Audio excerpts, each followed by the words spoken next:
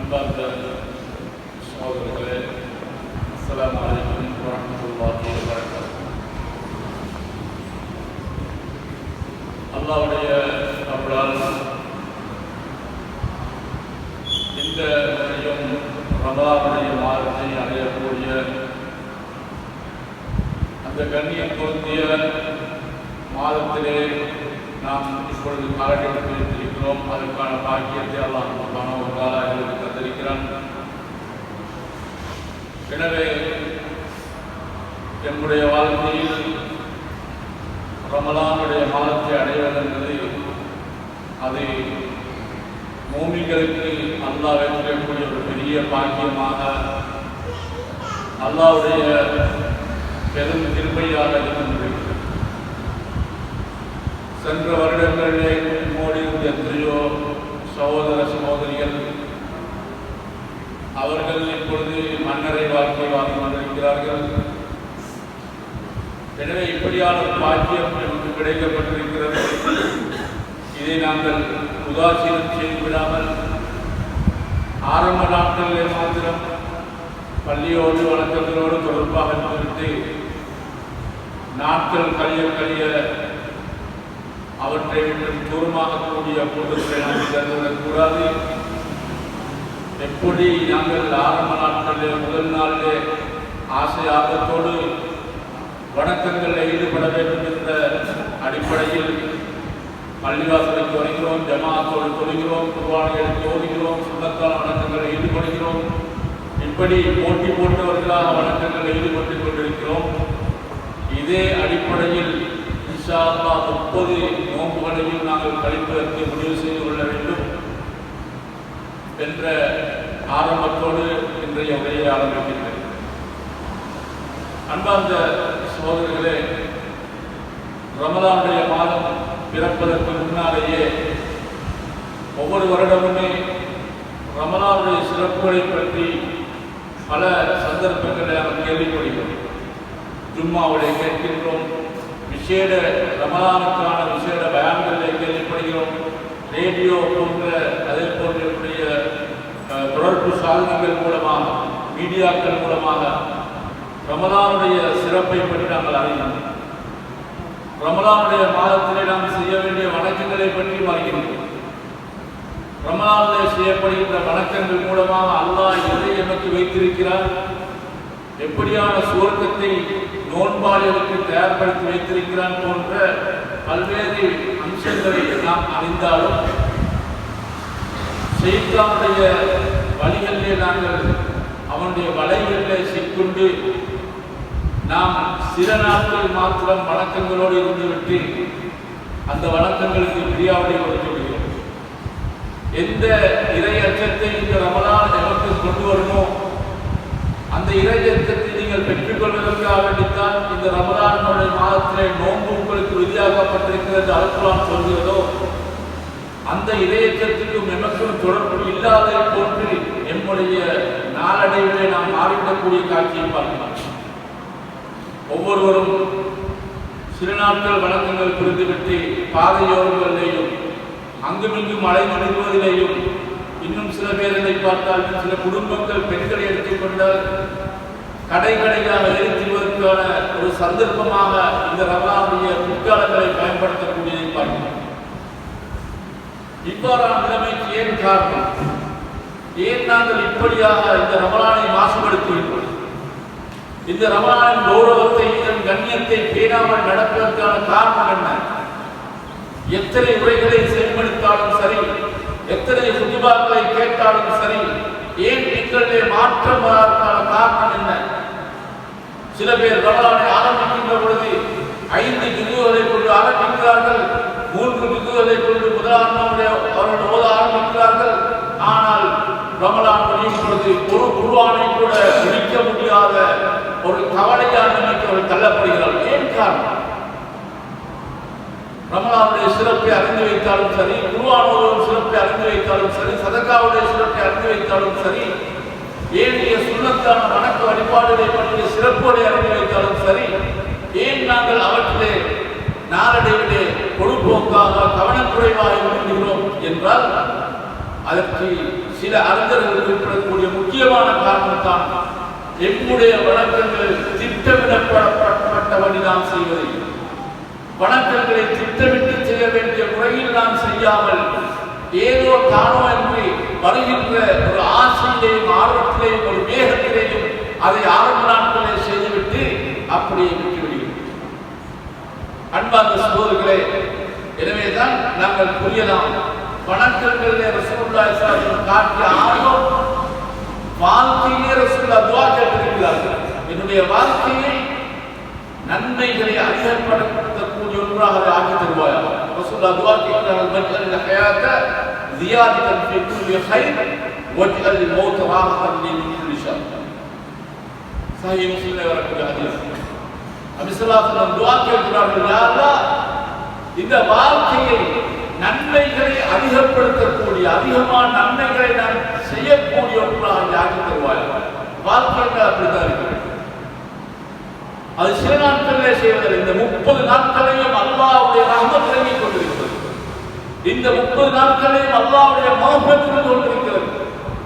இந்த 30 நாட்களையும் அல்லாஹ் பல்வேறு பரக்கத்துகளை இந்த சமூகத்துக்கு அவன் இறக்கிக் கொண்டிருக்கிறான். அவற்றை நாம் அடைந்து கொள்ளாமல் அப்படியே விட்டுவிடுகிறோம் என்று சொன்னால் நன்மைகளை விட்டு தூரமாக கூடிய நிலையிலே நாங்கள் இருந்து கொண்டிருக்கிறோம். நாளைய மறுமையிலே கை செய்யப்படக்கூடிய எனவேதான் நபி ஸல்லல்லாஹு அலைஹி வஸல்லம் துஆவிலே சொல்கிறார்கள், யா அல்லாஹ், நன்மைகளை கூட்டிக் கொள்ளக்கூடியதான வாழ்க்கை அமைத்து தருவாயாக. அப்படி இல்லாவிட்டால் எனக்கு மௌத்து தான் அல்லாஹ் எழுதியிருந்தால் அதையும் ரசூலுல்லாஹ் கேட்கிறார்கள், யா அல்லாஹ், எனக்கு எல்லா விதமான கெடுதிகளை விட்டும் நிம்மதி பெறக்கூடியதான மௌத்தை ஆக்கி வைப்பாயாக. நான் மௌத்தாகும் பொழுது எந்த கெடுதிகளோ எந்த தீமைகளோ இல்லாத முறையில் ஒரு நல்ல மனிதனாக தான் ஒத்து வர வேண்டும் என்பதைத்தான் நபிகள் நாயகம் ஸல்லல்லாஹு அலைஹி வஸல்லம் அந்த துஆவிலே கேட்கிறார்கள். அன்பார்ந்த சகோதரர்களே, எனவே வணக்கங்கள் என்பது ஒரு சில நாட்களுக்கு மாத்திரம் செய்வதல்ல. திட்டமிட்ட முறையில் நாம் இந்த வணக்கங்களை மேற்கொள்ள வேண்டும். ஏனென்றால் இந்த வணக்கங்களை செய்வதற்கு நாங்கள் திட்டம் போட்டு விட்டோமா?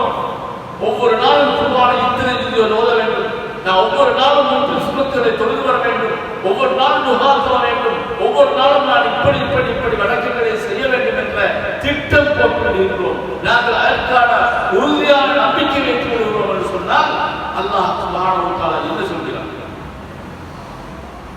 ஒரு ஹதீஸ் குதுஸி ரசூல் ஸல்லல்லாஹு அலைஹி வஸல்லம் சொல்லி காட்டுகிறார்கள். அல்லாஹ் சொல்வதாக சொல்லி ரசூலுல்லாஹ் சொல்கிறார்கள், இதா தஹத்தஸ அப்தி பிஐ அமல் ஹஸனா. என்னுடைய ஒரு அடியான் ஒரு வணக்கத்தை புரிவதாக அவன் சொல்லுகின்றான்.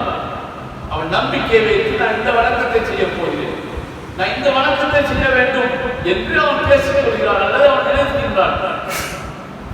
ஆனால்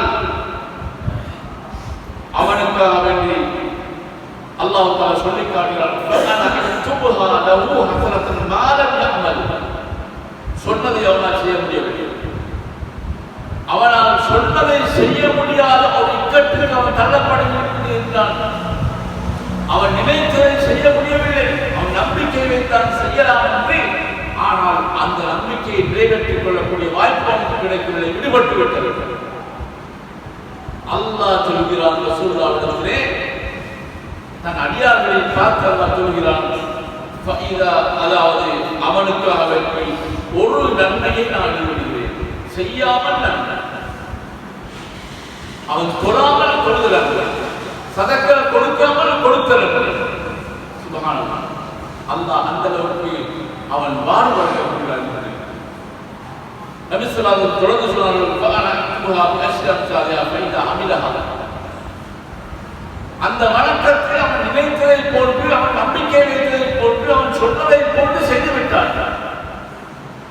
நான் இன்றைக்கு 12 ரக்காத்துகள் தொழ வேண்டும் என்ற நம்பிக்கையோடு அவன் சுபஹுடைய ஆரம்பித்தான். லுஹுருடைய நாளை தொழுதான், லுஹுருக்கு பின்னால் கண்டை தொழுதான். மாறுபக்கு ஏதோ இக்கட்டு வந்து அவனுக்கு தொழ முடியவில்லை. இப்பொழுது அவனுக்கு அந்த மாறுபக்காக ஒரு நன்மை பதியப்படுகிறது. அவன் அனைத்தையும் சொன்னதை போன்று செய்துவிட்டால் அவனுக்காக வேண்டி செய்ததற்காக வேண்டி ஒவ்வொன்றுக்கும் 10 நன்மைகளை நாம் வழங்குவதாக அல்லாஹ் சுப்ஹானஹு வ தஆலா சொல்வதாக நபிகள் நாயகம் ஸல்லல்லாஹு அலைஹி வஸல்லம் சொல்கிறார்கள். சஹீஹ் முஸ்லிமிலே இந்த ஹதீஸ் பதியப்பட்டிருக்கிறது. எனவே புரிந்து கொள்ள வேண்டும், வணக்கம் வணக்கங்கள் செய்தால் மாத்திரமல்ல, அந்த வணக்கத்தை செய்ய வேண்டும் என்ற ஆசையும் ஆர்வம் இருந்துவிட்டால், அந்த உறுதியான நம்பிக்கை இருந்துவிட்டால், அவனுக்கு அதற்காக கூட அல்லாஹ் நன்மைகளை கொடுத்துக் கொண்டிருக்கிறான் சொன்னால் எவ்வளவு பெரிய கருணையாக அல்லாஹ்வுடைய கருணை இருந்து கொண்டிருக்கிறதை புரிந்து கொள்ளலாம். எனவே அன்பார்ந்த சகோதரர்களே, நாங்கள் சென்ற ரமலான்களை போன்று இல்லாமல் இன்று ஆரம்பமாக இருக்கக்கூடிய இந்த ரமலானை நாம் ஒவ்வொரு வணக்கங்களையும் திட்டமிட்டு செய்ய வேண்டும். திட்டமிட இல்லாமல் செய்யப்படுகின்ற பொழுதுதான் அந்த வணக்கங்கள் எங்களிடத்திலே, அதாவது நாளடைவிலே விடுபடக்கூடிய முறையிலே இருந்து கொண்டிருக்கிறது. சில அறிஞர்கள் குறிப்பிட்டிருக்கிறார்கள், நாங்கள் பொதுவாக எந்த ஒன்றை எடுத்துக்கொண்டாலும் கூட அதை திட்டமிட்டு செய்யும் பொழுதுதான் அதை ஒழுங்காக செய்ய முடியும். உலக காரியங்களை கூட எங்களுக்கு பார்க்கலாம். ஒரு ஃபங்க்ஷன் வைக்கிறோம், அதற்கான ஏற்பாடுகள் எல்லாம் முன்கூட்டியே திட்டமிட்டு அதை செய்வோம் என்று சொன்னால் அந்த ஃபங்க்ஷனை ஒழுங்காக செய்ய முடியும். ஒரு திருமணத்தை வைக்கிறோம், அந்த திருமணத்தை நாங்கள் முன்கூட்டியே அதற்கான ஏற்பாடுகள் எல்லாம் திட்டமிட்டு அதை ஒழுங்குபடுத்தினால் அந்த திருமணத்தை மிக அழகாக செய்ய முடியும். அப்படி இல்லாத முறையிலே நாங்கள் ஒரு வியாபாரம் எதையா எடுத்துக்கொண்டாலும் சரி, அது திட்டமிடப்படாத முறையிலே செயலாற்றப்படும் பொழுது அது ஒருவேளை அது எங்களுக்கு சரியாக அமையும், இன்னொரு வேளை அது சில நேரங்களிலே அது எங்களுக்கு பாதிப்பை ஏற்படுத்தக்கூடிய ஒழுங்கீனமாக நடந்துள்ளதாம் என்பதைத்தான் அறிஞர்கள் குறிப்பிட்டிருக்கிறார்கள். எனவே அன்பார்ந்த சகோதரர்களே, நாம் எவ்வாறு திட்டமிடுவோம், எதை திட்டமிடுவோம் என்பதை நாம் புரிந்து கொள்ள வேண்டும். திட்டமிடுவது என்பது நாங்கள் ஒழுங்குபடுத்துவோம், நாங்கள் நெறிப்படுத்துவோம். ஒவ்வொரு வணக்கத்தையும் நாம் எவ்வாறு நெறிப்படுத்துவோம்? முதலாவது எங்களுடைய திட்டத்திலே வர வேண்டிய முதல் விடயம் தான் 5 நேர தொழுகைகளையும் நான் ஜமாஅத்தோடு தொழ வேண்டும். நான் எந்த இடத்துல இருக்கின்ற பொழுது அதானுடைய சத்தம் எனக்கு கேட்கிறதோ அந்த இடத்துல இருக்கின்ற ஒரு பள்ளிவாசலுக்கு சென்று எனது முதல் பணி நான் 5 நேர தொழுகைகளையும் ஜமாஅத்தோடு தொழுவது. ஏன் ஜமாஅத்தோடு தொழுவது ஒவ்வொரு ஆண்களுக்கும் கட்டாய கடமையாக உண்டு. இதை சில பேர் சொல்லாமல் நினைத்துக் கொண்டிருக்கிறார்கள். ஜமாஅத்தோடு சேர்ந்து சொல்வது ஒரு சாரார் தொழுதுவிட்டால் போல் நினைக்கிறார்கள். ஒவ்வொரு ஆண்களுக்கும் ஜமாஅத்தோடு சொல்வது கட்டாய கடமையாக இருக்கிறது. எனவே எங்களுடைய முதல் திட்டமாக முதலாவது நாங்கள் எங்களை நெறிப்படுத்திக் கொள்ள வேண்டிய விடயமாக நான் எங்கிருந்தாலும் அதான் சொல்லப்பட்டு விட்டால் எனது முதல் பணி நான் ஜமாஅத்துக்கு செல்ல வேண்டும். அப்துல்லாஹ் இப்னு மஸ்ஊத் ரலியல்லாஹு அன்ஹு சொல்கிறார்கள், எங்களுடைய காலத்திலே சஹாபாக்களுடைய காலத்தை பற்றி சொல்கிறார்கள், எங்களுடைய காலத்திலே பள்ளிவாசலுக்கு ஜமாஅத்துக்கு வராதவர்கள் யார் என்று சொன்னால் நயவஞ்சகர்கள் வரமாட்டார்கள். நயவஞ்சகர்களை பொறுத்தமட்டில் அவர்கள் இரவு தொழுகைகளிலே கலந்து கொள்ள மாட்டார்கள். ஏன் இருட்டான் அவர்கள் யாரும் பார்க்க மாட்டார்கள். இப்படியாக நயவஞ்சகர்கள் தான் ஜமாஅத்தை விட்டுவிட்டு தொழக்கூடியதாக இருப்பார்கள். நோயாளிகள் விடுவார்கள். இவற்றை தவிர வேறு யாருமே ஜமாஅத் தொழுகைக்கு வராமல் இருக்க மாட்டார்கள் சொல்கிறார்கள். ஜமாஅத் தொழுகை என்ற தலைப்பிலே பல்வேறு விடயங்களை எங்களுக்கு அவதானிக்கலாம். எனவே பொதுவாக நாம் புரிந்து கொள்ள வேண்டும், இந்த ரமலானுடைய 30 தினத்திலேயும் எனக்கு ஒரு நேரத்திலேயும் கூட ஜமாஅத் மிஸ்ஸாய் நான் தொழக்கூடாது. இதுதான் முதலாவது நாம் நெறிப்படுத்த வேண்டிய, திட்டமிட வேண்டிய விடயமாக இருக்கிறது. அன்பான சகோதரர்களே, அதற்கு ஏற்ற முறையில் என்னுடைய வேலைகளை அமைத்துக் கொள்ள வேண்டும். ஆனாலும் கூட ஒரு சிலர்களுக்கு அவருடைய வேலை, அவருடைய தொழில் இது முறையாக சில நேரங்களில் விடுபடலாம். ஆனாலும் கூட ஜமாஅத் தொழுகை கடமை என்பதை யாரும் மறந்துவிடக்கூடாது. இரண்டாவது அன்பான சகோதரர்களே, இந்த மாதத்திலே நாம் செய்கின்ற மிக முக்கியமான ஒரு வழக்கம் தான் அல் குர்ஆனை நாம் அதனோடு என்னுடைய தொடர்பை ஏற்படுத்திக் கொள்வது. ஏன் அல்லாஹ் தஆலா குர்ஆனை சொல்லும் பொழுது ஷஹ்ரு ரமலான் அல்லதி உன்சில ஃபீஹி குர்ஆன், அல்லாஹ் 2 சிறப்புகளை சொல்லும் பொழுது சொல்கிறான். ஒன்று ரமலானுடைய மாதமாகிறது என்று அல்லாஹ் தஆலா சொல்லிவிட்டு, அந்த ரமலான் எப்படிப்பட்ட மாதம் தெரியுமா? உன்சில ஃபீஹி குர்ஆன், குர்ஆன் இறக்கப்பட்ட மாதம். அந்த ரெண்டையும் அல்லாஹ் தஆலா சிறப்பாகத்தான் சொல்கிறானே தவிர அந்த சிறப்பு இல்லாவிட்டால், குர்ஆன் இறக்கப்பட்டது ஒரு சிறப்பு இல்லாவிட்டால் அல்லாஹ் தஆலா அந்த ரமலானோடு இணைத்து அப்படிப்பட்ட ஒரு மாதம் அல்லாஹ் தஆலா சொல்லியிருக்க மாட்டார். அன்பான சகோதரர்களே, இந்த குர்ஆன் இறக்கப்பட்ட இந்த மாதத்திலே நாங்கள் எந்த அளவுக்கு குர்ஆனை ஓத வேண்டும் என்ற திட்டம் இருக்க வேண்டும். ஒரே வேகத்திலே நாங்கள் இன்றைக்கு 5 ஜுதுகளை ஓதலாம், நாளைக்கு 7 ஜுதுகளை ஓதலாம், இன்னும் ஒரு நாளைக்கு 6 ஜுது ஓதலாம். இது அல்ல முறை. ஒவ்வொருவருக்கும் எப்படி நேரங்களை ஒதுக்க முடியும் என்ற திட்டம் அது எழுத்துவத்திலே எழுதப்பட வேண்டும். எனக்கு என் தொழிலுக்கு செல்லக்கூடிய முறையிலே, என் அலுவலகத்துக்கு செல்லக்கூடிய முறையிலே, என் வீட்டு வேலைகளோடு ஒப்பிட்டால் எனக்கு ஓத முடியும் 3 ஜுதுகள் வைத்துக் கொள்வோம். இன்னொருவருக்கு 5 ஜுது ஓதலாம். அவர் வீட்டில் அதிகமான நேரத்தை கழிக்கின்றார், அவருக்கு வேலைகள் குறைவு, அவருக்கு 5 ஜுதுகள் ஓதலாம் அங்கிருக்கிறது. அவர் அவர்களுக்கு ஏற்ற முறையிலே எத்தனை ஜுதுகளை ஓதுகிறார்களோ அந்த எத்தனை ஜுதுகளை ஓதி முடிக்கின்றார்களோ ஒரு நாளைக்கு ஒவ்வொரு எழுத்துக்கும் நிச்சயமாக சத்தியமாக 10 நன்மைகள் கிடைத்துக் கொண்டே அலிஃப் லாம் மீம். அவர் தோல்வித்தார். அவருக்கு உடனே ரசூல் ஸல்லல்லாஹு சொல்கிறார்கள், அவருக்கு அலிஃப் என்பதற்கு உண்டு, லாம் என்பதற்கு உண்டு, மீம் என்பதற்கு உண்டு, 3 நன்மைகள் கிடையாது. ஒவ்வொரு எழுத்துக்கும் 30 நன்மைகள் கிடைக்கிறது. சுப்ஹானல்லாஹ், எத்தனை லட்சங்கள் நன்மைகளை ஒரு நாளைக்கு தேடிக் கொள்ளலாம், எத்தனை லட்சங்கள் எத்தனை கோடிகளை சம்பாதித்துக் கொள்ளலாம். எனவேதான் அந்த குர்ஆனை ஓதக்கூடியதிலே திட்டமிடப்படாத காரணமாகத்தான் சில பேர் கவலையோடு தெரிவிக்கிறார்கள், மௌலவி ரமலான் ஸ்டார்ட்ல 5 நியூஸ் தொடங்கினேன், பரிதாபம் என்ற அந்தந்த வேலை ஆயிட்டது, எனக்கு ரமலான் முடிக்கும் பொழுது ஒரு குர்ஆன் முடிக்க கிடக்கல. 5 நியூஸ் தொடங்கிக்கிறார் ரமலான் முடியும் பொழுது 5 குர்ஆன் முடிச்சிருக்க வேண்டும். அவர் சொல்கிறார், எனக்கு ஒரு குர்ஆன் முடிக்க கிடக்கல. ஏன் காரணம்? எப்படி குர்ஆன் ஓதுற திட்டம் கிடையாது. உடனே ஃபஸ்ட்ல ஓதுவார், ஒரு பின்னால் ஓதுவார், 5 நியூஸ் முடிச்சுவார், ஈஸியா முடிச்சுவார். அன்பான சகோதரரே, அந்த குர்ஆனை திட்டமிட்ட முறையிலே ஓதினால் இன்ஷா அல்லாஹ் அதை நாங்கள் ஒவ்வொரு நாளும் சரியா ஓத முடியும்.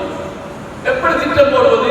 3 ஜுதுவோ 5 ஜுதுவோ அவரவர்களுக்கு ஏற்ற வேண்டிய ஒரு கணக்கை வைத்துக் கொண்டு அதை நாங்கள் பிரிக்க வேண்டும். சுபஹுக்கு பின்னால் அல்லது சஹருடைய நேரத்திலே எனக்கு எவ்வளவு ஒரு காமன் நேரம் எனக்கு இருக்கிறார், பரவாயில்லை, காமன் நேரத்தில் நான் எவ்வளவு ஓடுகிறேன்? 1/2 ஜுதுவா 1/2 ஜுது, 1 ஜுதுவா 1 ஜுது, 1/2 மணி நேரம் எடுக்கணுமா 1/2 மணி நேரம், அது நான் 15 வச்சுக்கொள்வேன். சுபஹுடைய நேரத்தில் 1/2 மணி நேரம் குர்ஆன், சஹருக்கு 1/2 மணி நேரம், சஹருக்கு போத கிடக்கல, அவருக்கு சுபஹுக்கு பின்னால அவர் அந்த 1/2 நிமிஷம் ஓடுவார். ஏன்? அவருக்கு முன்னால் தான் கிடக்கல. இப்ப காலையில் அவர் என்ன செய்கிறார்கள்? 1/2 மணி நேரம் அல்லது 1/2 ஜூஸ் அல்லது 1 ஜூஸ் கொடுத்துள்ளார். அந்த ஷெட்யூல் அவருடைய 30 நாளைக்கு இருக்க வேண்டும். எந்த வேலை வந்தாலும் சரி, நான் சுபஹுடைய நேரத்தில் சஹருக்கோ அல்லது சஹருக்கு பின்னாலேயோ 1/2 ஜூஸோ 1 ஜூஸோ குறித்த அளவு ஓதிவிட வேண்டும். அதுக்கு பின்னால் அவருக்கு வேலைகள் இருக்கும், கடைகளிலே தொழில் செய்வதாக இருப்பார், அப்படியானவர்களாக இருந்தால் அவர் கடையிலே அவர் போத முடியும் என்றார். அப்படியான சூழ்நிலை இருந்தால் அங்கே நான் காலை பொழுதிலே இன்னும் 1/2 ஜூஸோ நாம் ஒரு டைம் போடுவோம். மறுபடியும் எல்லோருக்கும் பின்னால் சில பேருக்கு ஓய்வு இருக்கும், கொஞ்சம் தூங்க வேண்டும், பரவாயில்லை, தூங்க வேண்டிய நேரம் தூங்கிவிட்டு அந்த நேரத்திலே இன்னும் ஒரு 1/2 ஜூஸ், மாலை நேரத்தில் அவருக்கு 1 ஜூஸ், இரவுலே அவருக்கு 1/2 ஜூஸ், டைம் போட்டு அதை ஷெட்யூல் அவரவருக்கு நேரமாக இருக்கும். நான் சொல்ல முடியாது, நான் டைம் போட்டு தர முடியாது, இன்னொரு டைம் போட்டு தர முடியாது. அவரவர்களுக்கு ஒரு நாளைக்கு அவர் டைமை பிரித்து அவருக்கு எத்தனை குர்ஆன் ஒரு நாளைக்கு சாதாரணமாக முடிக்க முடியுமோ அந்த அளவு போட்டு வச்சுக்கொள்ளுங்க.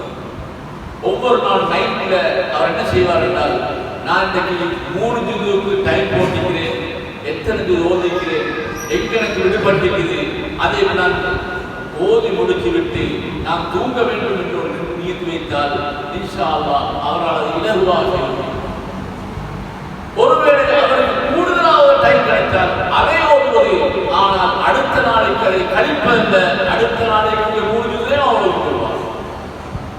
இப்படி நாங்கள் செய்து பழகினோம் என்று சொன்னால் எங்களுடைய திட்டமிட்டபடி அந்த குர்ஆனை நாங்கள் சரியாக 3 குர்ஆனோ 4 குர்ஆனோ 5 குர்ஆனோ சிரமமானவர்கள் கஷ்டமானவர்கள் போடுவது அவசரம் ஓத முடியாது.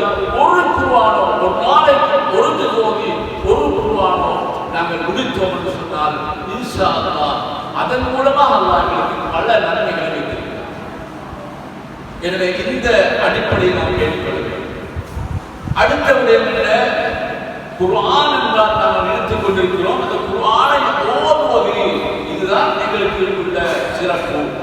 இல்லை சொல்லுங்கள், குர்ஆனை ஓதுவதும் சிறப்பு இல்லை என்று சொல்லவில்லை. ஆனால் குர்ஆனை ஓதுவது மாத்திரமல்ல, குர்ஆனை ஓதுவதோடு சேர்த்து நாங்கள் என்ன செய்ய வேண்டும்? அடுத்ததாக அந்த குர்ஆனை விளக்குவதற்காக செய்ய வேண்டும். குர்ஆன் அரபியிலே இருக்கிறது. அல்ஹம்துலில்லாஹ் ஒரு காலத்திலே குர்ஆனுடைய மொழிபெயர்ப்பு யாருக்கு பண்டிதருக்கும் 1-2 கோப்பிதான் இருக்கும். இன்றைக்கு இலவசமாக அடித்து விநியோகித்துக் கொண்டிருக்கிறார்கள். பல இடங்களிலே தமிழிலே தேவையா, சிங்களத்திலே தேவையா, ஆங்கிலத்திலே தேவையா, எந்த மொழி எனக்கு தேவையோ அந்த மொழியை குர்ஆனுடைய மொழிபெயர்ப்பு விநியோகிக்கப்பட்டுக் கொண்டிருக்கின்றன. ஒவ்வொரு வீட்டிலையும் போன்றிருந்து கொண்டிருக்கும். இல்லாவிட்டால் கேட்டு தொழுவது வித்திரு தொழுகை இரவு தொழுகையாக இருக்கிறது. இப்படியான தொழுகைகளை ஏனைய நாட்களில் நாங்கள் செய்தாலும் கூட நபி ஸல்லல்லாஹு அலைஹி வஸல்லம் அவர்கள் இந்த ரமலானுடைய காலத்திலே ஆரம்ப சில நாட்களிலே அதாவது சஹாபாக்களும் சேர்ந்து ஜமாத்தாக தொழுதிருக்கிறார்கள். அந்த ஜமாத்தோடு தொழுவது சிறப்பிக்கப்பட்ட ஒரு மாதம் தான் இந்த ரமலானுடைய மாதமாக கொண்டிருக்கிறது. எனவே இதற்கான திட்டம் எங்களிடத்திலே சரியாக இருக்க வேண்டும். நாம் கடைக்கு செல்கிறோம், எங்களுடைய வேலைகள் இருக்கின்றன. சில நேரங்களில் நாங்கள் வேலைகளை முடித்துவிட்டு வரக்கூடிய நேரங்கள் அதாவது இரவுடைய ஆரம்பமாக இருக்கலாம், மாறுபடிய நேரமாக இருக்கலாம். நாம் எப்படி இதை ஒழுங்குபடுத்திக் கொள்வது? அன்பான சகோதரர்களே, அவரவர்களுடைய முறையிலே அவர் திட்டமிட்டுக் கொள்ள வேண்டும். சிலருக்கு பள்ளிவாசல்ல ஜமாத் நடக்கக்கூடிய நேரம் அவருடைய தொழிலுடைய நேரமாக இருக்கலாம். சில கடைகளிலே சில வேலைத்தலங்களிலே அவர்கள் தொழில் செய்யக்கூடிய இடங்களிலே அவர்களுடைய வேலை முடியக்கூடிய நேரம் இரவு 9 மணியாக இருக்கும். பள்ளிவாசல்ல ஜமாத் நடந்து கொண்டிருக்கும், அவருக்கு ஒன்றும் செய்ய முடியாது. இவர் எப்படி இரவு தொழுகை தொழுவது? அன்பான சகோதரர்களே, அப்படியான நிலைமை இருந்தால் அவருடைய உள்ளத்திலே வர வேண்டும், நான் இந்த இரவு தொழுகை எப்படி தொழுவது? நபி ஸல்லல்லாஹு அலைஹி வஸல்லம் அவர்கள் அந்த இரவு தொழுகையை நீளமானதா தொழுதார்கள். அதனுடைய அழகை பற்றி அதன் சிறப்பை பற்றி கேட்கவே தேவையில்லை என்று சொல்லும் அளவுக்கு அன்னை ஆயிஷா ரலியல்லாஹு அன்ஹா சொன்ன அந்த ஹதீஸ் எங்களுக்கு ஒவ்வொரு வருடம் ஞாபகம் ஊட்டப்படுகிறது. எனவே அன்பான சொல்லு, ஜமாத்தோடு தொழக்கூடிய பாக்கியம் கிடைத்து விட்டால் அது வசதியானது. ஆனாலும் யாருக்காவது அதற்கு சந்தர்ப்பம் இல்லாத அளவுக்கு அவர்களுடைய தொழில்களோ வேறு காரணங்களோ இருந்தால் அவர்களுக்கு சிறந்தது இரவிலே நடுநிசையிலே எழுந்து அவர்கள் அந்த நேரத்திலே தனிமையிலாவது அந்த தொழுகையை நிறைவேற்றிக் கொள்ள வேண்டும். ஒவ்வொரு நாள் இரவிலேயும் எக்காரணம் கொண்டும் இரவு தொழுகை எனக்கு விடுபடக்கூடாது என்ற முறையில் நான் என்னை நெறிப்படுத்திக் கொள்ள வேண்டும் என்பதை நாம் புரிந்து கொள்ள வேண்டும். எனவே அன்பான சகோதரர்களே, நபி ஸல்லல்லாஹு அலைஹி வஸல்லம் அவர்கள் அவருடைய தொழுகை பற்றி அன்னை ஆயிஷா ரலியல்லாஹு அன்ஹா சொன்ன ஹதீஸ் புகாரி முஸ்லிம் கிரந்தங்களிலே பதியப்பட்டிருக்கிற ரசூல் ஸல்லல்லாஹு அலைஹி வஸல்லம் அவர்கள் நீளமாக அழகாகத்தான் 4 ரக்காத்துகளை தொழுவார்கள் என்ற செய்தி, அந்த 8 ரக்காத்துகளையும் அப்படித்தான் தொழுவார்கள். அதற்கு பின்னால் 3 ரக்காத்து தொழுவார்கள் என்ற செய்தியை அன்னை ஆயிஷா ரலியல்லாஹு அறிவித்திருக்கிறார்கள் என்பதை நாம் புரிந்து கொள்ள வேண்டும். இன்று நிறைய இடங்களில் என்ன செய்கிறார்கள் என்றால் 20 ரக்காத் தொழ வேண்டும் என்ற அடிப்படையில் மிக வேகமாக தொழுகை நடாத்தி கொண்டிருக்கிறார்கள். அப்படியே தொழுகிறார்கள். அதுதான் சுன்னா நினைத்துக் கொண்டிருக்கிறார்கள். ஹதீஸை தெளிவாக சொன்னாலும் கூட ஏற்க மறுத்து என்ன செய்கிறார்கள்? அவர்களுடைய வளமை போன்று செய்து கொண்டிருக்கிறார்கள். அல்லாஹ் அவர்களுக்கு நேரான அந்த வழியை அல்லாஹ் காட்ட வேண்டும், ஹிதாயத்தை அல்லாஹ் நசீபாக்க வேண்டும். ரசூலுல்லாஹ்வுடைய சுன்னா இந்த முறை என்பதை தெளிவுபடுத்தப்பட்டிருக்கிறது. அன்பார்ந்த சகோதரர்களே, அடுத்ததாக நாங்கள் எம்முடைய அன்றாட இந்த ரமலானுடைய வாழ்க்கையில் வணக்க வழிபாடுகளில் திட்டமிடப்பட வேண்டியதான் அஸ்ஸுன்னனுர் ரவாத்திப். ராத்திபான சுன்னாக்கள் என்று பதியப்பட்டிருக்கக்கூடிய அந்த சுன்னாக்களை நாம் ஒவ்வொரு நாளும் கடைபிடிப்பதற்கு முயற்சிக்க வேண்டும். அன்பான் அதை எழுதி வைத்துக் கொள்ள வேண்டும். ராத்திபான சுன்னா தான் நாம் முன்னால் சொன்ன போன்று ஹதீஸிலே வந்திருக்கிறது. சுபஹுக்கு முன்னால் 2 ரக்காத், சுபஹுடைய முன் சுன்னத். இது என் வாழ்க்கையிலே ஒரு ஃபர்லை போன்று நிறைவேற்றப்பட வேண்டும். ஃபர்ல் என்றால் விடுபட முடியாது, அது சுன்னா தான். ஆனால் பல ஹதீஸ்களை பார்த்தால் நபி ஸல்லல்லாஹு அலைஹி வஸல்லம் அவர்கள் அந்த சுன்னாவுக்கு காட்டிய அதாவது கரிசனை, அதுக்கு காட்டிய அந்த விசேஷம் ஏனைய சுன்னாக்களுக்கு ரசூலுல்லாஹ் காட்டியதில்லை. நபி ஸல்லல்லாஹு அலைஹி வஸல்லம் அவர்கள் பயணங்கள் போய்விட்டால் ஏனைய சுன்னாக்களை விட்டுவிட்டாலும் கூட சுபஹுடைய முந்தின சுன்னத்தை விட மாட்டார்கள். பல சஹாபாக்கள் அறிவிக்கிறார்கள், அந்த செய்தியை கேட்டதிலே இருந்து நாங்கள் தெரிந்த காலம் வரைக்கும் அந்த சுபஹுடைய முந்தின சுன்னத்தை விட்டதே கிடையாது. அதற்கான சிறப்பு ஒரு சாதாரணமான நபி ஸல்லல்லாஹு அலைஹி வஸல்லம் சிறப்பை சாதாரண ஒன்றாக வைக்கவில்லை. ரசூலுல்லாஹ் உலகத்திலே சொன்ன ஆக சிறந்த நன்மையை ரசூலுல்லாஹ் சொல்லி காட்டுகிறார்கள். இந்த உலகமும், தெளிவாக கேட்டுக்கொள்ளுங்கள், இந்த உலகமும் உலகத்தில் இருக்கக்கூடிய அத்தனை சொத்து செல்வங்களும் ஒருவனுக்கு கிடைப்பதை விட சுபஹுடைய முந்தின சுன்னத் தொலை கிடைத்தால் அதுவே சிறந்த சொல்ல.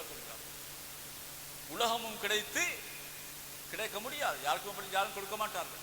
அவைகள் அனைத்துமே கிடைத்தாலும் சரி, சுபஹுடைய முந்தின சுன்னத்து கிடைத்தால் அதுதான் சிறந்த ரசூலுல்லாஹ் சொல்கிறார்கள் சொன்னால் நாம் சிந்தித்து பார்க்க வேண்டும். எனவே சுபஹுடைய முந்தின சுன்னத், அதே போன்று லுஹருடைய முந்தி சுன்னத் 4 ரக்காத்துகள் தொழ வேண்டும். லுஹருடைய முந்தி 2 4, லுஹருக்கு பின்னால் 2, மகரிபுக்கு பின்னால் 2, இஷாவுக்கு பின்னால் 2 என்ற அந்த மோக்கலான சுன்னாக்கள் என்று வர்ணிக்கப்படக்கூடிய 12 ரக்காத்துகளையும் நாம் தொழுது வந்தோம் என்று சொன்னால், எந்த சுவர்க்கத்தை ஆதரவு வைத்து ஆசை வைத்து இந்த ரமலானிலே நாங்கள் நோன்பு பிடித்துக் கொண்டிருக்கிறோமோ, என்னென்ன வணக்கங்களை எல்லாம் செய்கிறோமோ, ரசூல் ஸல்லல்லாஹு சொல்கிறார்கள், இந்த 12 ரக்காத்துகளையும் தொழுது வந்தால் புனிய லஹு பைத்துன் ஃபில் ஜன்னா, அவருக்காக வேண்டி சுவனத்திலே ஒரு மாளிகை கட்டப்படுகிறது. எனக்கு சுவர்க்கத்திலே ஒரு மாளிகை கட்டப்படுவதாக ரசூலுல்லாஹ் சொல்கிறார்கள். ஒழுங்காக தொழுதால், முறையாக தொழ வேண்டும். அந்த 12 ரக்காத்துகளையும் தொழுது வரக்கூடியவர்களுக்கு அந்த பாக்கியத்தை அல்லாஹ் தஆலா வைத்திருக்கிறார். எனவே எங்களுடைய திட்டமிடல், நாங்கள் ஒழுங்குபடுத்த வேண்டிய விடயத்திலே ஒன்று, நாம் இந்த 12 ரக்காத்துகளையும் தொழுது விட்டேனா அது எங்களுடைய பேப்பரில் நாங்கள் எழுதி வைத்துக் கொள்ள வேண்டும். அன்றாடம் செய்ய வேண்டிய வணக்கம். ஏன் எழுத சொன்னால் நான் சொல்லவில்லை, சில அறிஞர்கள் குறிப்பிட்டிருக்கிறார்கள், கற்பனையிலே உங்களுடைய திட்டத்தை வைத்துக் கொண்டிருக்க வேண்டாம். நான் அப்படி செய்ய வேண்டும், இப்படி செய்ய வேண்டும், இந்த 12 ரக்காத் தொழ வேண்டாம். அவர்கள் சொல்கிறார்கள், அதை எழுதி கொள்ளுங்கள். எழுதினால் கிடைக்கக்கூடிய நன்மை என்னவென்றால், அவருக்கு இரவாகிவிட்டால் அந்த பேப்பரை எடுத்து பார்க்கலாம். இன்றைக்கு நான் போட்ட என்னுடைய ஷெட்யூல், இந்த 30 நாட்களுக்கும் செய்ய வேண்டும் என்று நான் எழுதி வைத்திருக்கக்கூடிய இந்த திட்டமிடல், இந்த ஒழுங்கு, நான் இன்றைக்கு எதை செய்திருக்கிறேன் ஒவ்வொரு நாளும் பார்க்கலாம். இரவாகிவிட்டால் தூங்க முன்னால் நான் குர்ஆன் 3 ஜுஸ் போட்டிருக்கிறேன், ஓதிப்பட்டுதான். சுபஹுடைய முந்தின சுன்னத்தை போட்டிருக்கிறேன், தொழுதுபட்டுதான். அன்றாடம் ஜமாத்தோடு தொழ வேண்டும் என்று எழுதி வைத்திருக்கிறேன், இன்றைக்கு ஜமாத்தை தொழுதிருக்கிறேனா? ஒவ்வொன்றையும் பார்க்கும் பொழுது எங்கே தவறுவிட்டேனோ அதை அடுத்த நாளைக்கு சரி செய்து கொள்ளலாம். எப்பொழுது அதை பார்வையிடக்கூடிய முறையில் இருக்குமோ அதை செய்து கொள்ளலாம். அதற்காக வேண்டித்தான் சொல்கிறார்கள், உங்களுடைய திட்டங்களை கற்பனையிலே வைத்துக் கொண்டிருக்க வேண்டாம். எழுத்து மூலமாக ஒரு தாளில் எழுதி நீங்களும் உங்களுடைய குடும்பமும் அதை செய்யக்கூடிய முறையிலே, ஏதோ ஒரு முறையிலே டிக் பண்ணக்கூடிய முறையிலே வைக்கலாம், அல்லது சும்மா எழுதி வைக்கலாம். எங்களுடைய பிள்ளைகளுக்கு கொடுக்கலாம், மனைவிக்கு கொடுக்கலாம். இப்படித்தான் இன்றைய நாளை உங்களுக்கு கழிய வேண்டும். அப்படி இருந்தால், அந்த திட்டமிட ஒழுங்காக இருந்தால், பெண்கள் வீட்டு வேலைகளையும் செய்கின்ற பொழுது அவர்கள் அதற்கான நேரத்தை ஒதுக்கி குர்ஆன் இத்தனை மணிக்கு ஓத வேண்டும் என்று நான் எழுதி வைத்திருக்கிறேன். நான் அசருக்கு பின்னால் அரை மணி நேரம் குர்ஆன் ஓதுவதற்காக எழுதி வைத்திருக்கிறேனா, அந்த பெண்மணிகள் கூட அந்த நேரத்திலே குர்ஆனை ஓதிவிட்டுத்தான் நோன்பு திறப்பதற்கான ஏற்பாடுகளை செய்ய போவார். எழுதப்படாமல் இருந்தால் அவர்கள் அதை விட்டு விடுவார்கள். எனவே தான் அறிஞர்கள் குறிப்பிடுகிறார்கள், எழுதி வைத்துக் கொள்ள வேண்டும். அதே போன்று அன்பான் சொல்லே, இந்த ரவாத்திபான சுன்னாக்கள் என்று சொல்லுகின்ற 5 நேர முன்பின் சுன்னத்துகள் மட்டுமல்ல, அவைகள் பிரதானமானது, அவைகளுக்கு சிறப்பு இருக்கிறது. நபி ஸல்லல்லாஹு அலைஹி வஸல்லம் சொன்னார்கள், கியாமத்துடைய நாளையிலே எங்களுடைய பரலான வணக்கங்களை எடுத்து பார்க்கின்ற பொழுது அவைகளிலே குறைகள் இருக்கும். அல்லாஹ்விடத்திலே வந்து மலக்குமார்கள் முறைப்படுவார்கள், இந்த அடியானுடைய தொழுகையிலே குறை இருக்கிறது என்று சொல்லும் பொழுது அல்லாஹ் தஆலா கேட்பானாம் மலக்குமார்களிடத்திலே, இவருடைய அந்த தொழுகையிலோடு ஒட்டிய சுன்னாக்கள் இருக்கிறார்கள் பாருங்கள். லுஹர் தொழுகையிலே ஒரு பிழை நடந்திருக்கிறது. அல்லாஹ் கேட்பான், லுஹருடைய சுன்னாக்கள் இவர் தொழுதிருக்கிறாரா? தொழுதிருந்தால் அல்லாஹ் சொல்லுவானாம், அதன் மூலமாக அந்த பிழையை சரி செய்து இவருக்கு நன்மையை வழங்கி விடுங்கள். சொல்லாவிட்டால் லுஹரை மட்டும் தொழுட்டு போறாரு, அசரை மட்டும் தொழுட்டு போறாரு, ஒவ்வொரு வக்தும் ஜமாத்தோடு தொழுதார் அல்லது தனியாக தொழுதார், ஏதோ பரல தொழுதிருக்கிறார். ஆனால் அதில் குறைகளை நிறைவு செய்வதற்கான சுன்னாக்களை அவர் தேடிக்கொள்ளவில்லை என்றால் அவருக்கு நாளைக்கு அது கஷ்டமாக இருக்க கொண்டிருக்கிறது. இதே போன்றுதான் அன்பார்ந்த சொல்லு, இந்த 5 கால முன்பின் சுன்னத்துகளோடு சேர்த்து ஒவ்வொரு நாளும் லுஹாவுடைய நேரத்தில் 2 ரக்காத்துகள் குறைந்தே தொழ வேண்டும். 2, 4, 6, 8 என்று ரசூலுல்லாஹ் தொழுதிருக்கிறார்கள் பல சந்தர்ப்பங்களிலே. எனவே குறைந்தபட்சம் 2 ரக்காத்துகள் தொழ வேண்டும். அபூ ஹுரைரா ரலியல்லாஹு அன்ஹு அவர்கள் ரசூலுல்லாஹ்வுக்கு மிக நெருக்கமாக இருந்தவர்கள், அதிகமான ஹதீஸ்களை கொஞ்சம் காலத்தில் அறிவித்தவர்கள். நான் நினைக்கின்றேன் அவர்கள் ஹிஜ்ரி 7-8 காலங்களில் தான் இஸ்லாத்தை ஏற்றுக்கொண்டார்கள். 7 அல்லது 8.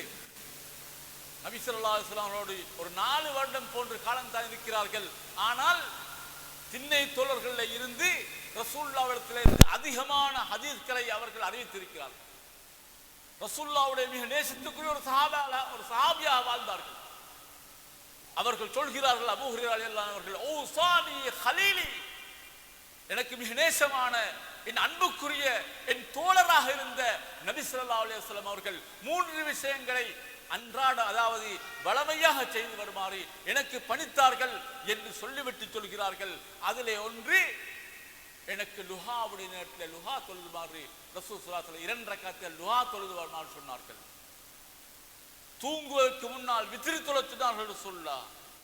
மாதத்திலே 3 நாட்கள் தொடராக நோன்பு பிடித்து வருமாறு சொன்னார்கள் என்று அபூ ஹுரைரா ரலியல்லாஹு அன்ஹு சொல்லி காட்டுகிறார். அதிலே ஒன்றுதான் லுஹாவுடைய நேரத்தில் லுஹா தொழுவது. அதற்கு ஏராளமான சிறப்புகள் இருக்கிற சகோதரர்களை வேறொரு சந்தர்ப்பத்தில் அவைகளை பார்க்கலாம். எனவே பொதுவாக விளங்கிக் கொள்ள வேண்டும். இந்த இது போன்ற அதே போன்று நாங்கள் இரவிலே கியாமுல் லைலோடு சேர்த்து வித்ர் தொழுகிறோம். அப்படி கியாமுல் லைலோடு தொழாவிட்டால் நாங்கள் பிந்தின இரவிலே சரி எழுந்து தொழ வேண்டும், தஹஜ்ஜுடைய நேரத்தில் தொழ வேண்டும். இப்படியான பல்வேறு சுன்னாக்கள். ஒன்றுமே இல்லாவிட்டால் பள்ளிவாசலுக்கு நாங்கள் செல்லுகின்ற நேரத்திலே தஹிய்யத்துல் மஸ்ஜித், பள்ளிவாசலுக்குள்ளே வந்துவிட்டால் நாங்கள் 2 ரக்காத்துகள் தொழாமல் உட்கார வேண்டாம் என்று சொல்ல தடை செய்திருக்கிறார்கள். அதே போன்று சுன்னா முத்லக் பொதுவான சுன்னாக்கள் சொல்லிக்கிறன. இப்படியா பல சுன்னாக்களை நாங்கள், அதாவது தொழக்கூடிய பழக்கத்தை உருவாக்கி கொள்ள வேண்டும். அடுத்ததாக அன்பான் சொல்லே, நாங்கள் திட்டமிட வேண்டிய அடுத்த விடயம்தான், நாங்கள் அதுகார்களை சரியாக ஓத வேண்டும். ரசூலுல்லாஹ்வுடைய, அதாவது சஹாபாக்களுக்கு ரசூலுல்லாஹ் கற்றுக் கொடுத்த, ரசூலுல்லாஹ் ஓதிய ஏராளமான திக்ர்கள் இருக்கிறது. காலை மாலை திக்ர்கள் என்று பல கிதாபுகள் இருக்கின்றன, அதுக்கார கிதாபுகள். அதில் எவைகள் சரியானது என்பதை நாங்கள் கொஞ்சம் தேடி பார்த்து விசாரித்து சரியான அதுக்கார்களை ரசூலுல்லாஹ் ஓதிய திக்ர்களை காலை மாலை தூங்கக்கூடிய சந்தர்ப்பம், இப்படியான பல சந்தர்ப்பங்களில் பள்ளிவாசலுக்கு செல்லும் பொழுது, வீட்டிலிருந்து வெளியே செல்லும் பொழுது, இப்படி எங்களுக்கு ரசூலுல்லாஹி ஸல்லல்லாஹு அலைஹி வஸல்லம் அதுக்கார்களை கற்றுத் தந்திருக்கிறார்கள். அந்த அதுக்கார்களை ஓதுவதனால் எங்களுக்கு மறுமையில் மாத்திரம் நன்மையை ரசூல் ஸல்லல்லாஹு அலைஹி வஸல்லம் சொல்லவில்லை, உலகத்திலேயும் அதற்குரிய பாக்கியத்தை அல்லாஹ் தஆலா வைத்திருக்கிறார். சில திக்ர்களை ஓதுகிறோம், அந்த திக்ர்களின் மூலமாக நபி ஸல்லல்லாஹு அலைஹி வஸல்லம் அவர்கள் உலகத்திலேயும் எங்களுக்கு பாதுகாப்பை அந்த திக்ர்களின் மூலமாக அல்லாஹ் தருவான் என்பதாக சொல்லியிருக்கிறார். அந்த திக்ரிலே ஒன்று ஒரு அல்லாஹ் ஃபல்லி மின் பைனி யதைய வ மின் யமீனி வ அன் ஷிமாலி வ மின் ஃபௌகி வ அஊது பி அலமத்தில் தஆலா மின் தஹதி. காலை மாலை திக்ரிலே ஒன்று அல்லாஹ்விடத்திலே பாதுகாப்பு தேடுவது. எப்படி? யா அல்லாஹ், எனக்கு முன்னால், எனக்கு பின்னால், எனக்கு வலதால், எனக்கு இடதால், எனக்கு மேலால் பாதுகாப்பு அளிப்பாயாக. எனக்கு கீழால் தாக்குதல்கள் புரியப்பட்டு மோசடிகள் செய்யப்பட்டு தாக்கப்படுவதை விட்டும் எனக்கு பாதுகாப்பு அளிப்பாயா. காலை மாலை இதுக்குள்ளே இருக்கு. இது ஒவ்வொரு நாளும் மோதினால் இன்ஷா அல்லாஹ் அல்லாஹ் எங்களுக்கு பாதுகாப்பு அளிப்பான். எனவே இந்த அதுக்கார்களோடு தொடர்பாக நாங்கள் எங்களுடைய நாட்களை கழிக்க வேண்டும். அதே நேரத்திலே எங்களுடைய நெறிப்படுத்தல் நாம் அன்றாடம் செய்யக்கூடிய அந்த வணக்க வழிபாடுகளிலே இன்னொன்றை சேர்த்துக் கொள்ள வேண்டும். நாங்கள் அல்லாஹ்விடத்திலே ஒவ்வொரு நாளும் இஸ்திக்ஃபார் செய்ய வேண்டும். எங்களுடைய பாவங்களுக்காக, எங்களுடைய கண்களால், எங்களுடைய காதுகளால், எங்களுடைய பேச்சுக்களால், எங்களுடைய உறுப்புகளால் ஏராளமான பாவங்களை செய்து கொண்டிருக்கிறோம். தெரியாமல் செய்கிறோம், தெரிந்து செய்கிறோம். அன்பான சகோதரர்களே, எனவே ஒவ்வொரு நாளும் எங்களுடைய பாவங்களை அல்லாஹ்விடத்திலே ஒப்பிட்டு நான் இந்த பாவத்தை செய்திருக்கிறேன் அல்லாஹ் என்னை மன்னித்துக் கொள்வாயா என்ற அடிப்படையில் தௌபாவும் கேட்கலாம். அதே நேரத்திலே அஸ்தக்ஃபிருல்லாஹ் வ அத்தூபு இலைஹி, அஸ்தக்ஃபிருல்லாஹ் வ அத்தூபு இலைஹி என்றோ அல்லது அஸ்தக்ஃபிருல்லாஹ் என்றோ எங்களுக்கு ஒவ்வொரு நாளும் காலை மாலையிலே எத்தனை முறைகள் முடியுமோ 100 முறை ஓதுவோம். இப்படியாக இஸ்திக்ஃபார் செய்யக்கூடிய நேரத்தை வைத்துக் கொள்ள வேண்டும். மறந்து விடாமல் சய்யிதுல் இஸ்திக்ஃபார் என்று சொல்லுகின்ற அல்லாஹும்ம அன்த ரப்பி லா இலாஹ இல்லா அன்த ஹலக்தனி என்ற அந்த இஸ்திக்ஃபாரை அதனுடைய பொருளை நாங்கள் பார்த்து விளங்கி ஓதுவோம் என்று சொன்னால், ஏனென்றால் அந்த ஹதீஸிலே வருகிறது மூக்கினன் பிஹா, அதை நம்பிக்கை வைத்து, எதை சொல்கிறாரோ அதை நம்பிக்கை வைத்து, அதே போன்று அவருக்கு மறுமையிலே அல்லாஹ் சுவர்க்கத்தை தருவான நம்பிக்கையோடு ஒருவர் அதை காலையிலே ஓதிவிட்டு மாலையிலே மரணித்து விடுகின்றார், மாலையாவதற்கு முன்னால் மரணித்து விடுகிறார், அல்லது மாலையிலே அவர் ஓதிவிடுகின்றார், அடுத்த நாள் காலையாவதற்கு முன்னால் இரவிலே மரணித்து விட்டால் ரசூலுல்லாஹி ஸல்லல்லாஹு அலைஹி வஸல்லம் சொல்கிறார்கள், புகாரிலே இந்த ஹதீஸ் வருகிறது, ஃபஹுவ மின் அஹ்லில் ஜன்னah, அவர் சுவனவாசிகளிலே ஒருவராக மரணித்திருக்கிறார். யார் அந்த சர்டிபிகேட் கொடுக்கிறார்? யார் சூனவாசி என்று சொல்கிறார் என்றால் இந்த செய்தியை அறிவித்த ரசூல் ஸல்லல்லாஹு அலைஹி வஸல்லம் சொல்கிறார்கள், அவர் சூனவாசியை சேர்ந்தவர். எனவே மறந்து விடாமல் பாடமிட்டு நாமும் மனைவி பிள்ளைகளும் சேர்ந்து நாங்கள் என்ன செய்ய வேண்டும் என்றால் ஒவ்வொரு நாளும் மறக்காமல் காலையிலேயும் மாலையிலேயும் இந்த சய்யிதுல் இஸ்திக்ஃபார் என்று சொல்லுகின்ற இந்த இஸ்திக்ஃபாரை ஓதுவதற்கு நாம் முயற்சிக்கிறோம். இதே போன்றுதான் அன்பான சோழே அதுக்கார்கள் சில அதுக்கார்கள் இருக்கின்றன. அது எங்களுக்கு அதனுடைய பாரம் தெரியாது, அதனுடைய சிறப்பை சரியாக நாங்கள் புரியவில்லை. நபி ஸல்லல்லாஹு அலைஹி வஸல்லம் சொல்கிறார்கள், கலிமத்தானி ஹஃபீஃபத்தானி இலல் லிசான், உங்களோட நாவுக்கு மிக சாஃப்டான 2 வார்த்தைகள், மிக இலகுவான 2 வார்த்தைகள். அந்த 2 வார்த்தைகளை நீங்கள் சொல்லும் பொழுது நாளைய மறுமையில் அதன் எடையை பார்த்து விட்டால் அது கணத்தால் கூடியதாக நாளைய மறுமையிலே மீதானிலே இருந்து கொண்டிருக்கும். கணம் கூடிய வார்த்தை, அது அல்லாஹ்வுக்கு மிக விருப்பமான வார்த்தை என்று சொல்கிறார்கள். வெறுமனே பாடமாக இருக்கக்கூடிய சுப்ஹானல்லாஹி பிஹம்திஹி சுப்ஹானல்லாஹில் அலீம் எல்லாருக்குமே தெரிஞ்சது, ஆனால் ஓதிப்படுவதில்லை. கடையில் இருக்கிறோம், வேலை செய்கிறோம், பயணத்திலே போகிறோம், பேஸ்கல்ல போகிறோம், வாரம் நடந்து போகிறோம். இந்த நேரங்கள் எல்லாமே எங்களுக்கு சுப்ஹானல்லாஹி பிஹம்திஹி சுப்ஹானல்லாஹில் அலீம் சொல்ல முடியுமா? முடியாதா? ஆனால் எங்களுடைய பழக்கத்தில் அது கிடையாது. அன்பான சொல்ல, இதை நாங்கள் அன்றாடம் செய்ய வேண்டும். சுப்ஹானல்லாஹி பிஹம்திஹி ஒரு நாளைக்கு 100 விடுத்தம் ஒருவர், அது மட்டும் சுப்ஹானல்லாஹி பிஹம்திஹி மட்டும் 100 முறை ஓதிவிட்டால் நபி ஸல்லல்லாஹு அலைஹி வஸல்லம் சொல்கிறார்கள், அன்றைய தினத்திலே நன்மை செய்தவர்களுடைய பட்டியலை எடுத்து பார்த்தால் இவரை விட யாரும் முந்த முடியாது. சுப்ஹானல்லாஹி பிஹம்திஹி சுப்ஹானல்லாஹி பிஹம்திஹி 100 முறை ஓதுவதற்கு 5 நிமிடம் 3 நிமிடம் கூட போக மாட்டார் சொல்லுங்கள். ஒரு நிமிஷத்திலே கூட ஒரு 15-20 சொல்லி விடலாம். அதாவது ஒரு 10 செகண்ட்ல ஒரு 15 அப்படி சொல்லி விடலாம். அப்ப இந்த மாதிரி வார்த்தைகளை நாங்கள் பாடமிட்டு ஓதுவது இது முக்கியமான. அதாவது இதே போன்றுதான் நபி ஸல்லல்லாஹு அலைஹி வஸல்லம் அவர்கள் மீது அதிகமாக ஸலவாத்து சொல்வதற்கான ஒரு நேரம், குறைந்தது 10 முறை காலையிலே 10 முறை மாலையிலே ஓதக்கூடிய பழக்கத்தை உருவாக்கிக் கொள்ள வேண்டும். ரசூலுல்லாஹ் மீது ஸலவாத்து ஓதுவது மிக முக்கியமான சுன்னத்தாக இருக்கிறது. ரசூலுல்லாஹ் சொன்னார்கள், யார் என் மீது ஒரு ஸலவாத்து சொல்கிறாரோ அல்லாஹ் சுப்ஹானஹு வ தஆலா படைத்த ரப்பல் ஆலமீன் எங்களுக்காக வேண்டி 10 ஸலவாத்துகளை சொல்கிறார். ஒரு ஸலவாத்தை ஓதிவிட்டோம் என்று சொன்னார். ஸலவாத்திலே ஏற்றமான ஸலவாத்து நபி ஸல்லல்லாஹு அலைஹி வஸல்லம் கேட்கிறார்கள் சஹாபாக்கள் போய், யா ரசூலல்லாஹ், உங்களுக்கு சலாம் சொல்ல தெரியும், எப்படி நாங்கள் ஸலவாத்து சொல்வது, அதை சொல்லித் தாருங்கள் என்று கேட்ட நேரத்திலே ரசூலுல்லாஹி ஸல்லல்லாஹு அலைஹி வஸல்லம் அவர்கள் அந்த சஹாபாக்களுக்கு நீங்கள் கூலு, நீங்கள் சொல்லுங்கள் என்று சொல்லி, அல்லாஹும்ம ஸல்லி அலா முஹம்மதின் வ அலா ஆலி முஹம்மத் கமா ஸல்லைத அலா இப்ராஹீம் என்று வரக்கூடிய அந்த ஸலவாத் இப்ராஹிமியா என்று சொல்லப்படுகின்ற அத்தஹியாத்திலே ஓதக்கூடிய அந்த ஸலவாத்தை தான் சொல்லிக் கொடுத்தார்கள். அந்த ஸலவாத்தை தான் நாங்கள் ஓத வேண்டும். ஏனைய ஸலவாத்துகளும் ஓதலாம், இந்த ஸலவாத்தை தான் நாங்கள் அதிகமாக ஓதுவதற்கு முயற்சி எடுக்க வேண்டும். இதை தவிர சில பள்ளிவாசல்லே சில தக்கியாக்களிலே புது புது ஸலவாத்துகளை போட்டு வைத்திருக்கிறார்கள், நோட்டீஸ் போர்டிலே போட்டு வைத்திருக்கிறார்கள். அந்த ஸலவாத்தை ஓதினால் 6 லட்சம் நன்மை இருக்கிறது என்று இருக்கிறார். கிடையாது, கற்பனைகள். ஸலவாத் நாரியான் என்று ஓதுகிறார்கள். இவைகள் எல்லாம் கற்பனைகள். இவைகள் மூலமாக எங்களுக்கு நன்மை கிடையாது. எனவே இந்த ஸலவாத்தை நாங்கள் ஒரு 10-10 20 நேரம் கிடைக்கின்ற நேரத்தில் ஓதுவதற்கு நாங்கள் முயற்சி எடுத்துக் கொள்ள வேண்டும். அதே போன்று அன்பான சோலே, நேரம் போதால் நான் சுருக்கிக் கொள்கிறேன். அன்பான சோலே, இந்த ரமலானிலே நாங்கள் திட்டமிடக்கூடிய விடயங்களிலே இன்னொன்றை சேர்த்துக் கொள்ள வேண்டும். எங்கேயாவது ஒரு இடத்திலே, எமது ஊரிலே எங்களுக்கு போக முடிந்த ஒரு இடத்திலே யாராவது மரணித்து விட்டால் நாங்கள் உரிய நேரத்திலே அந்த ஜனாதாவிலே கலந்து கொள்வதற்கு முயற்சி எடுக்க வேண்டும். அந்த ஜனாதாவிலே உரிய நேரத்திலே கலந்து கொள்வதற்கு முயற்சி எடுக்க வேண்டும். ஜனாதாவுக்கு போய் கலந்து அந்த ஜனாதாவோடு சென்று பள்ளிவாசல்லே தொழுதுவிட்டு மையவாடிக்கு சென்று அங்கே மையத்தை அடக்கப்பட்டதற்கு பின்னால் திரும்பி வர வேண்டும். நபி ஸல்லல்லாஹு அலைஹி வஸல்லம் அவர்கள் யாராவது ஒரு ஜனாதாவிலே கலந்து அதில் 2 மாதிரி வருது, மன் தபியா என்று வருகிறது, ஜனாதாவை பின்தொடர்ந்து சென்றார் என்று ஹதீஸிலே வருகிறது. இன்னொரு ஹதீஸிலே மன் சல்லா என்றும் வருகிறது, புகாரிலே வரக்கூடிய ஹதீஸ். யாரா ஜனாதா தொழுதால் எனவே பரவாயில்லை, 2 மாதிரி இருக்கலாம். எனவே இப்படியாக ஒருவர் சென்று அந்த ஜனாதாவை தொழுது விட்டால் கீராத், அவருக்கு ஒரு கீராத் நன்மை இருக்கிறது. பலமுறை கேட்டிருப்போம்.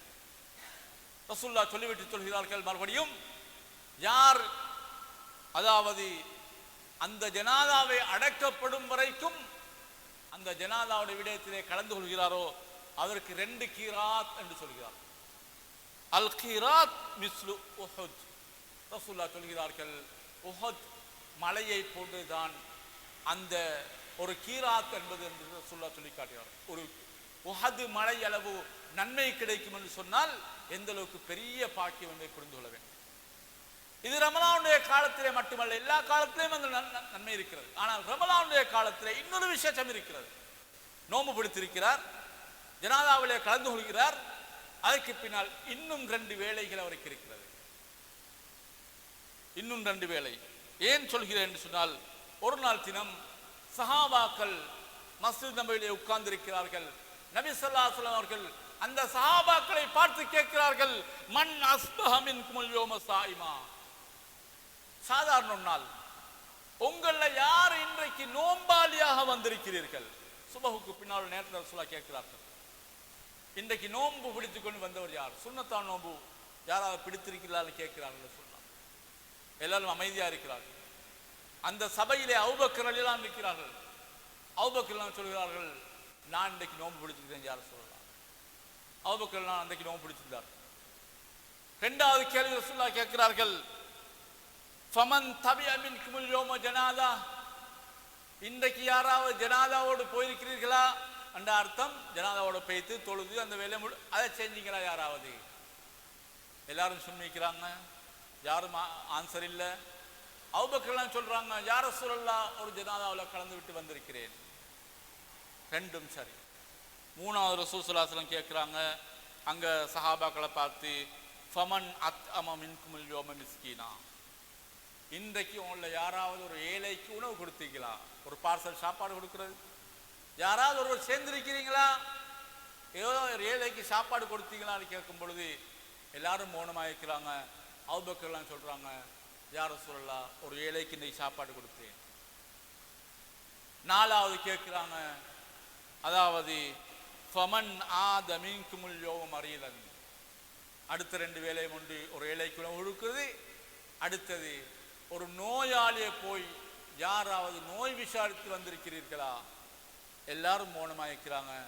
அபூபக்கர் ரலியல்லாஹு அவர்கள் நன்மையில எப்பொழுதுமே போட்டி போடக்கூடிய அதாவது சஹாபி, அவர்கள் சொல்கிறார்கள், யா ரசூலல்லாஹ் ஒரு நோயாளியை போய் நோய் விசாரித்து வந்திருக்கிறேன் என்று சொல்கிறார். நபி ஸல்லல்லாஹு அலைஹி வஸல்லம் அவர்கள் அந்த அபூபக்கர் 4 பதிலையும் கேட்டு அபூபக்கர் எல்லாம் பார்த்து நீங்க சுவர்க்கவாதி என்று சொல்லவில்லை. ரசூல் ஸல்லல்லாஹு அலைஹி சொன்னார்கள், மஜ்தமான ஃபிம்ரின், எந்த மனிதனிடத்திலேயாவது இந்த 4 காரியங்களும் ஒன்று சேருமோ, ஒரே நாளில் இந்த 4ஐயும் ஒருவர் செய்து விட்டால் ரசூலுல்லாஹ் சொன்னார்கள், இல்லா தஹலல் ஜன்னா, அவர் சுவர்க்கத்துக்கு நுழையாமல் இருக்க முடியாது. எவ்வளவு பெரிய பாக்கியம்! இது சுன்னத்தான் நோன்பு பிடித்தாலும் சரி, ஃபர்லான் நோன்பா இருந்தாலும் சரி, நாங்கள் நோன்பு பிடிக்கிறோம். அந்த நோம்போடு ஒரு ஜனாதா எங்களோட ஊர்ல வந்து விட்டால் அதில் கலந்து விடுகிறோம். ஒரு பார்சல் சாப்பாட்டை எடுத்து வாங்கி கொடுத்துரும்.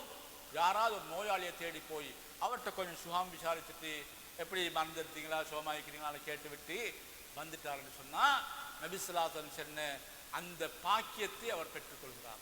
எனவே நாங்கள் இந்த சந்தர்ப்பத்தை நாங்கள் பெற்றுக்கொள்வதற்கு முயற்சி செய்ய வேண்டும். இன்னொன்று விடயத்தை சொல்ல முடித்துக் கொள்கிறேன் அன்பார்ந்த சகோதரர்களே. அதே போன்றுதான் நாங்கள் எங்களுக்கு வளமையாகவே நாங்கள் வேலைகளோடு தொடர்பானவர்கள். எனவே ரமலானிலே எங்களுக்கு வரக்கூடிய அதாவது வெள்ளிக்கிழமைகள் 4 வெள்ளிக்கிழமைகள் வருகின்றன.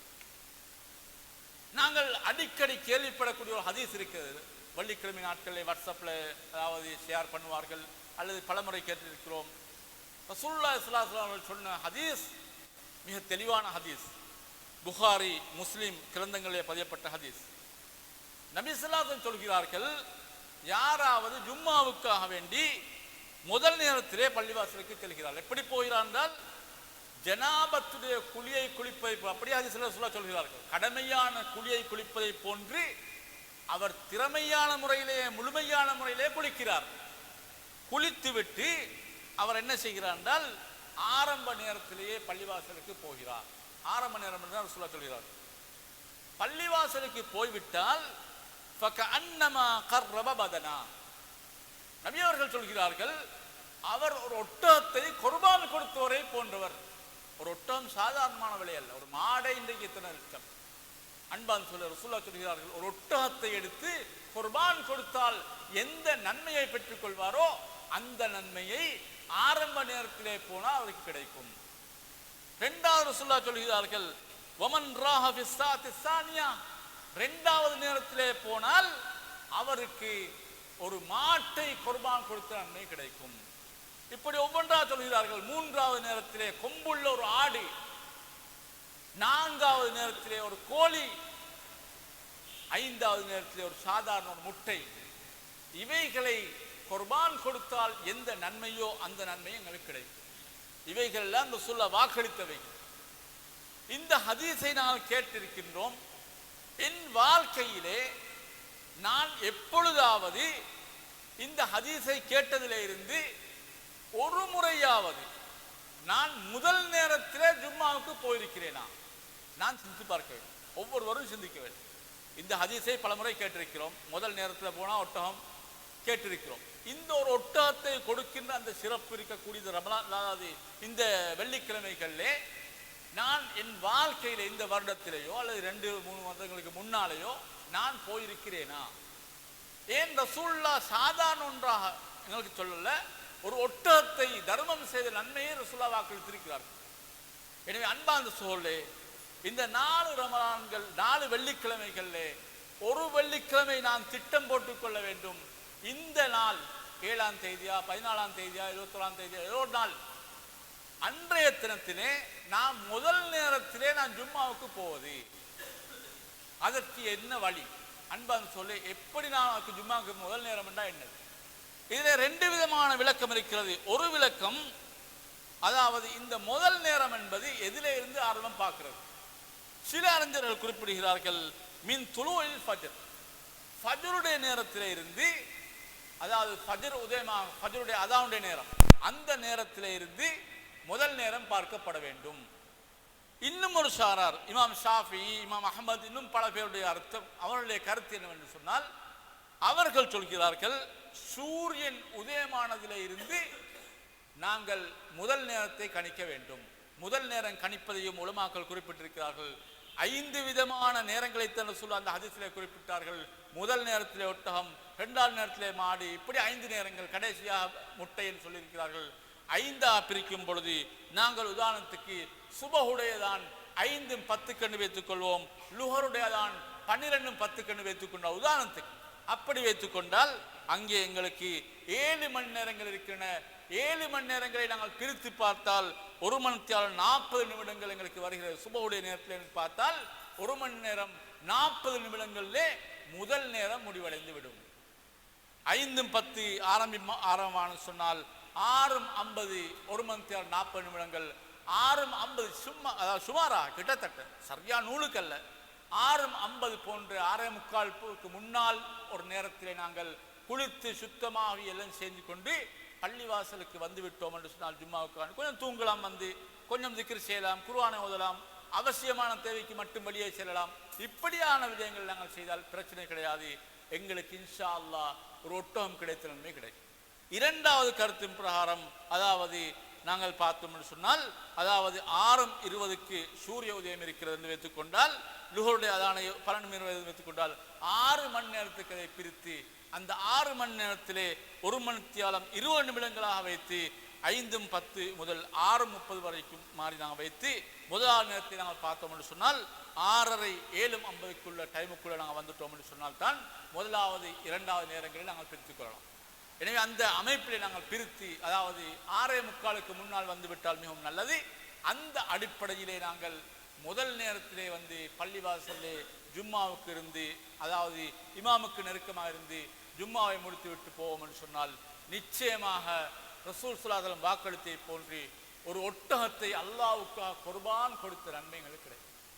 எனவே வளமையாக முடியாவிட்டாலும் கூட எங்களுக்கு கிடைக்கின்ற ரமலான்லேயோ ரமலான் எல்லா காலங்கள்லையும் பரவாயில்ல, நாங்கள் இதுக்கு ஒரு திட்டமிட்ட முறையில் செய்து கொள்ள வேண்டும்.